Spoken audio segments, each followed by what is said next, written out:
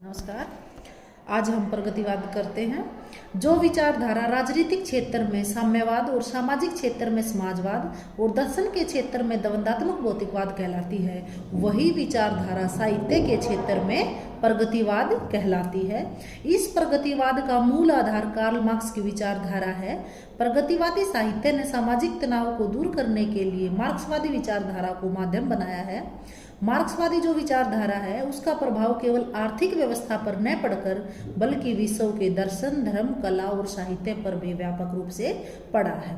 अब है इस काव्यधारा के प्रमुख कवि, जैसे कि केदारनाथ अग्रवाल, नागार्जुन, रांगेरा गो, त्रिलोचन और नेमिचंद्र जैन, भारत भूषण अग्रवाल।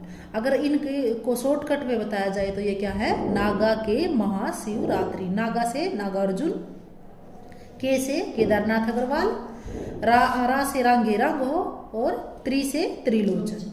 तो इसकी प्रमुख प्रवृत्तियां हैं वो इस प्रकार हैं। पहली प्रवृत्ति है इसकी शोषित वर्ग की दीनता का चित्रण। प्रगतिवादी काव्यधारा का जो मूल केंद्र है वो शोषित वर्ग रहा है।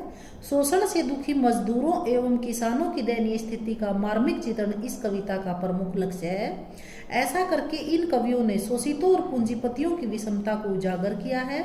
इस संबंध में दिनकर जी की एक कविता का उदाहरण भी है। वैसे तो दिनकर राष्ट्र कवि थे, लेकिन उसने भी एक प्रगतिवाद से रिलेटेड कविता लिखी है और उसकी दो लाइन है कि सवानों को मिलता वस्त्र दूध, भूखे बालक अकुलाते हैं, माँ की हड्डी से चिपक ठिठुर जाड़ों की रात बिताते। सवान मतलब कुत्ते, कि कुत्तों को तो यहाँ पर दूध मिलता है। अमीर घरों में देखा होगा ना, कुत्ते क्या करते हैं? दूध पीते हैं और वस्त्र भी पहनते हैं और गाड़ियों में घूमते हैं। तो यूं कहे देखो, सवानों को तो मिलता है यहाँ पर वस्त्र दूध, कुत्तों को तो मिलता है, लेकिन जो आदमी होते हैं या फिर भूखे बच्चे होते हैं या फिर गरीब जो बच्चे होते हैं वो क्या होते हैं?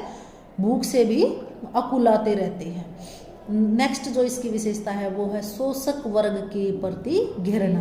प्रगतिवादी कवियों ने शोषक के प्रति स्वार्थीपन, निर्दयता और कपटीपन को उजागर किया है। शोषक वर्ग उचित अनुचित ढंग से पूंजीवादी व्यवस्था बनाए रखना चाहता है।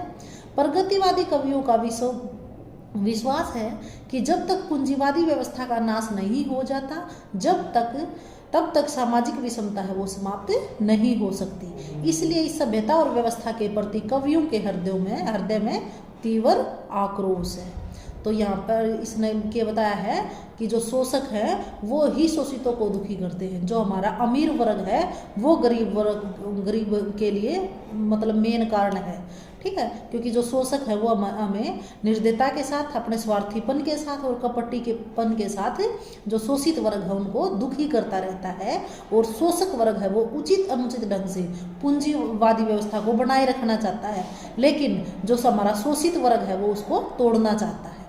नेक्स्ट है भाई क्रांति की भावना। शोषक और शोषित वर्ग में समानता लाने के लिए, प्राचीन परंपराओं एवं रूढ़ियों को नष्ट भ्रष्ट करने के लिए प्रगतिवादी कलाकार के पास एकमात्र साधन है क्रांति।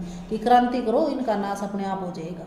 कवि क्रांति का आह्वान करके जीर्ण शीर्ण रूढ़ियों और परंपराओं को जड़ से उखाड़ फेंकने में अपना गौरव समझता है। वह सामाजिक और राजनीतिक दुर्व्यवस्था से पीड़ित होकर विप्लव गान करता हुआ कहता है, गा को किल बरसा पावक कर्ण, नष्ट भ्रष्ट हो जीर्ण पुरातन। तो नेक्स्ट जो इसकी विशेषता है वो मार्क्सवाद में आस्था। क्योंकि जो हमारा प्रगतिवाद है उसकी मूल चेतना किसमें थी? मार्क्सवाद में। जो मार्क्सवाद आर्थिक परिवर्तन लाना चाहता था उसी का प्रभाव भी हमारे किस पर पड़ा? साहित्य पर। इस युग के कवि साम्यवाद के प्रवर्तक मार्क्स और रूस के गौरव के गीत गाते हैं। दृष्टिकोण का परिचय दिया। प्रमुख प्रगतिवादी कवि पंत ने मार्क्स को प्रलयंकर शिव का तीसरा नेत्र बताया है। उसके विचार में साम्यवादी ही मानवता का कल्याण करने वाला है। मतलब कि इसके मार्क्स जब साम्यवाद आ जाएगा ना, समान भावना, तब हमारा कल्याण होगा। नेक्स्ट है नारी के प्रति यथार्थवादी दृष्टिकोण, ठीक है। क्योंकि जो छायावाद था वो थोड़ा कल्पना में ज्यादा विश्वास रखा करता और नारी को है ना थोड़ा देवी का प्रतीक माना करता। लेकिन इसकी जो प्रगतिवाद की जो विशेषता है वो नारी ने कैसे मानती थी कि नारी के प्रति वो यथार्थवादी दृष्टिकोण रखा करते। क्योंकि नारी भी हमारे यहाँ कैसी थी? गरीब की तरह, ठीक है। जिस तरह हम गरीब को और शोषितों को दुखी करते ना, नारी को भी इसी तरह से दुखी रखते थे। तो प्रगतिवादी कवियों ने नारी के चित्रण से भी यथार्थवादी दृष्टिकोण का परिचय दिया है। नारी पुरुष की भांति स्थूल सृष्टि का अंग है कि नारी भी एक मानव है। प्रगतिवादी कवियों ने रूपसी नारी का चित्रण न करके कृषक बालाओं एवं मजदूर स्त्रियों का चित्रण किया है। उनकी दृष्टि में नारी भी मजदूर व किसान की भांति शोषित और पीड़ित है, क्योंकि जो हमारा ऊंचा तबका है या हमारे पुरुष हैं वो नारी को भी इसी तरह तंग करते हैं जिस तरह से शोषक शोषितों को तंग करते हैं। नेक्स्ट है भाई सामाजिक जीवन का यथार्थ चित्रण। ये ना यथार्थवादी थे, घोर यथार्थ का वर्णन किया करते, ठीक है, कल्पना में नहीं जिया करते। तो सामाजिक जीवन का भी इन्होंने सच्चाई से मतलब सच्चाई तो रूबरू होकर ने उस चित्रण किया है। प्रगतिवादी कविता में यथार्थ का स्वर प्रमुख है। इस काल के कवियों ने अपनी लेखनी के माध्यम से सामाजिक जीवन का यथार्थ चित्र प्रस्तुत किया है। कवि ताजमहल के प्रति व्यंग्य करते हुए कहता है, ताजमहल एक कविता लिखी थी और ताजमहल जो खुद बनाया था ना शाहजहां ने, उसके प्रति भी व्यंग्य कराया है कि हाय मृत्यु का ऐसा अमर अपार्थिव पूजन, जब विषण निर्जीव पड़ा हो जग का जीवन। आखिर तुम एक मरी हुई स्त्री के लिए तो क्या अनुमान लग रहे हो ताजमहल, और लेकिन हमारे समाज में वैसे देखो स्त्रियों की दशा कैसी है। तो नेक्स्ट है भाई वर्तमान समस्याओं का चित्रण। प्रगतिवादी कवि देश और विदेश, प्रगतिवादी कवि है वो देश और विदेश की समस्याओं के प्रति सजग रहा है। उसने विश्व के मानवतावादी दृष्टिकोण को अपनाया है। इसके द्वारा अपनी कविताओं के माध्यम से जीवन के वास्तविक रूप को प्रतिबिंबित करने में सफल रहे हैं। हिंदुस्तान पाकिस्तान विभाजन और कश्मीर समस्या, बंगाल का काल, महंगाई, दरिद्रता, बेकारी और चरित्रहीनता आदि का जो मार्मिक चित्र है वो इनके काव्य में देखा जा सकता है।